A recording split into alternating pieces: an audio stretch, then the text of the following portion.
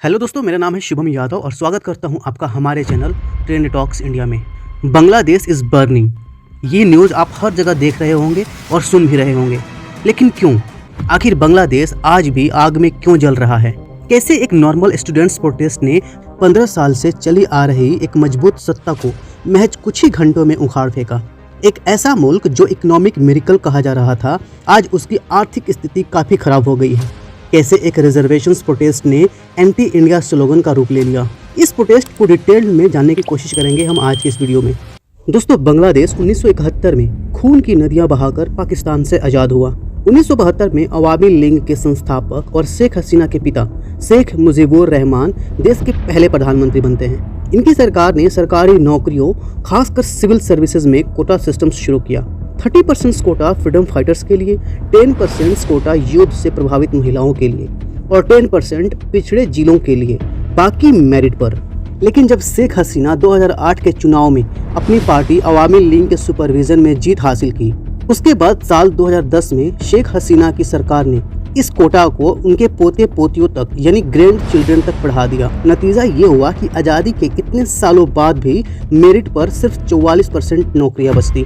ऐसे में 56% कोटा से सामान्य छात्रों को काफी नुकसान होता था। युवा बेरोजगारी और कोटा सिस्टम से निराश थे। 2018 में प्रोटेस्ट शुरू हुए जिसमें लाखों स्टूडेंट्स ने पार्टिसिपेट किए। उनकी मांगे थी कि कोटा को 10% तक ही सीमित रखा जाए। सरकार ने दबाव में आकर 11 अप्रैल को कोटा को खत्म करने का ऐलान किया। 2008 के बाद कोटा को खत्म किया गया, लेकिन इसका केस हाई कोर्ट में चलता रहा। 5 जून 2024 को बांग्लादेश की हाई कोर्ट ने उस केस को अवैध घोषित किया, जिसमें सरकारी नौकरियों में कोटा सिस्टम्स को समाप्त किया गया था, जिसके कारण 30% कोटा फिर से बहाल हो गया, जो स्वतंत्रता सेनानियों के बच्चों और उनके पोते पोतियों के लिए था। ये फैसला फ्रीडम फाइटर्स के रिश्तेदारों की रिपिटिशंस पर आधारित था। जुलाई 2024 में छात्रों ने कोटा के खिलाफ प्रोटेस्ट शुरू किए, जो शुरू में शांतिपूर्ण था और मेरिट बेस्ड भर्ती की मांग कर रहे थे। लेकिन अचानक हमला हो गया। रूलिंग पार्टी की स्टूडेंट्स विंग यानी BCL बांग्लादेश छात्र लीग के कार्यकर्ताओं ने धावा बोल दिया। ये हमला इतना अचानक और क्रूर था कि सैकड़ों छात्र घायल हो गए। 16 जुलाई को पुलिस की फायरिंग और BCL के हमले से करीब 1200 से ज़्यादा मौतें हो गई। सरकार ने इंटरनेट को ब्लैकआउट कर दिया, कर्फ्यू लगा दिया, गिरफ्तारियां की। उसके बाद ये कोटा विरोध से सरकार विरोधी आंदोलन में बदल गया, जिसमें हसीना की तानाशाही, भ्रष्टाचार और दमन की मांगें शामिल हो गई। 21 जुलाई को सुप्रीम कोर्ट ने हाई कोर्ट के फैसले को पलट दिया और कोटा को घटाकर 7% कर दिया, यानी 93% मेरिट पर हो गया। लेकिन तब तक बहुत देर हो चुकी थी। आंदोलन सरकार गिराने की मांग तक पहुंच चुका था। परिणाम ये हुआ कि अगस्त 2024 में आंदोलन चरम पर पहुंचा और 5 अगस्त को शेख हसीना ने इस्तीफा दिया और भारत भाग गई।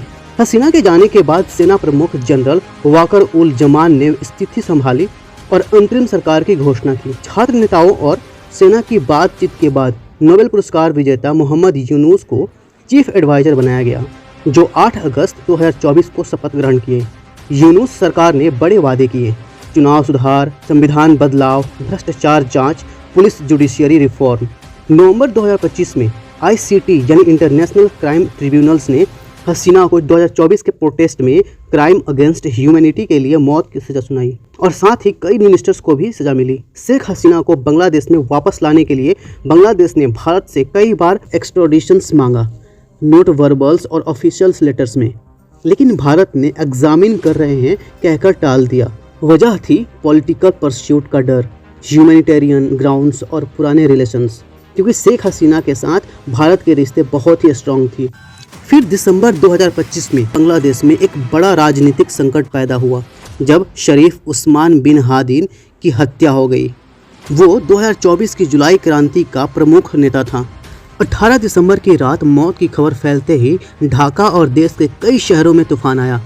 प्रदर्शनकारी सड़कों पर उतर आए और गुस्सा मुख्य रूप से उन संस्थानों पर निकला जिन्हें प्रो इंडिया या प्रो अवामी लीग माना जाता था। प्रदर्शनकारियों ने देश के 2 प्रमुख अखबारों प्रथम ओलो और लेडी स्टार के ढाका ऑफिस में आग लगा दी, क्योंकि इन अखबारों को भारत समर्थक बताकर टारगेट किया गया। राजशाही में बांग बंधु शेख मुजीबुर रहमान के घर को आग के हवाले कर दिया गया। ये हिंसा 18 से 20 दिसंबर तक चलती रही। आगजनी, तोड़फोड़, हाईवे ब्लॉक्स। आज बांग्लादेश की स्थिति काफ़ी खराब हो चुकी है। दोस्तों बांग्लादेश एक क्रॉस रोड पर है। 2024 की क्रांति ने तानाशाही गिराई, लेकिन आर्थिक संकट आया, माइनॉरिटी पर अटैक हुए, पॉलिटिकल वायलेंस और एंटी इंडिया टेंशन अभी भी जिंदा है। दोस्तों आपको क्या लगता है कि बांग्लादेश संभल पाएगा? आप हमारे कमेंट सेक्शन में बताइए और वीडियो अच्छी लगे तो वीडियो को लाइक और हमारे चैनल को सब्सक्राइब जरूर कीजिए।